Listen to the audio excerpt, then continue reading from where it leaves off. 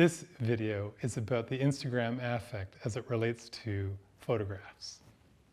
An affect in this case is the look of an image. As an example, think of the Instagram filters and animations and how they change the way we see a photograph. We encounter photographs in a huge number of forms and contexts.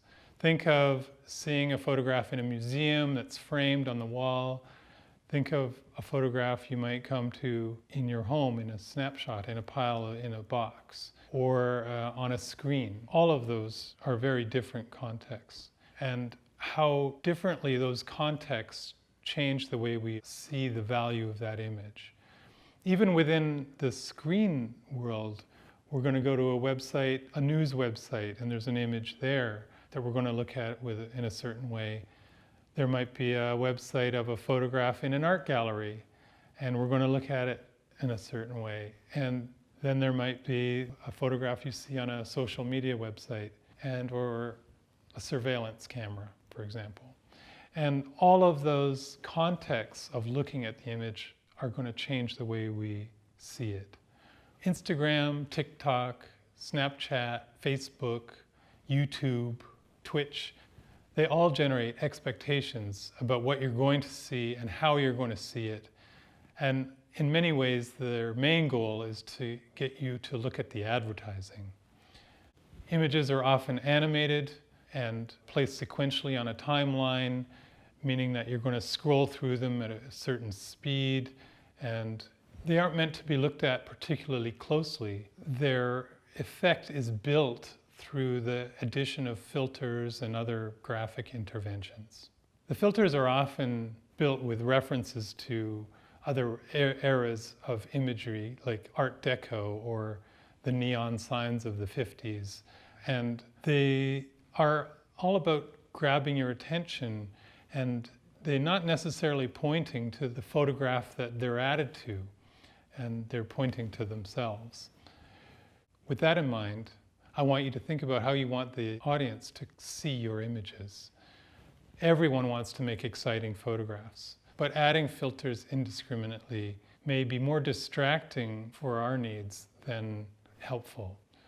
The more extreme filters are someone else's idea of what's interesting. I can almost guarantee that they will conflict with the ideas that you're trying to present in your artwork. That said, there may be some contrast or saturation filters that actually do work for you and improve the look of your image and allow you to see the work more clearly. So it's not a black and white thing to say all filters are bad. It's not true. Some filters actually might help you. It's just the extreme filters that are probably not going to work for you. I'm going to close with a little quote from Virginia Woolf, who wrote in her diary, "One can't write directly about the soul. Looked at, it vanishes." And we can say the same thing about any good artwork, or perhaps anything with substance and complexity, that the medium that we're trying to capture it with cannot reveal everything about the work. It is much harder to reveal subtleties and complexities in a good artwork, especially since a good artwork is often referring to things outside of the frame of the camera. And it may have surface details that are hard to capture, or it's in a context that's not easy to synthesize into one image. How do we get around this? It helps to take details. Details that show the surface, details that show the context. And sometimes it helps to have text, a small amount of text saying what the materials are, the title, and perhaps the location can go a long way to helping people understand what they're looking at. I was just recently at an exhibition looking at these sculptures that looked like they were made of popsicle sticks. And they were big sculptures, and it was strange to see how they were holding up. But it turns out they were made of bronze, painted flat beige, so they looked like popsicle sticks. But knowing that they're bronze is not an obvious thing. Just taking a picture wouldn't show you that.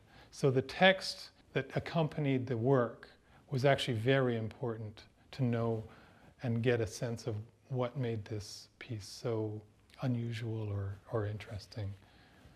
So with that, I wish you the very best and good luck taking photos of your artwork with your cell phone.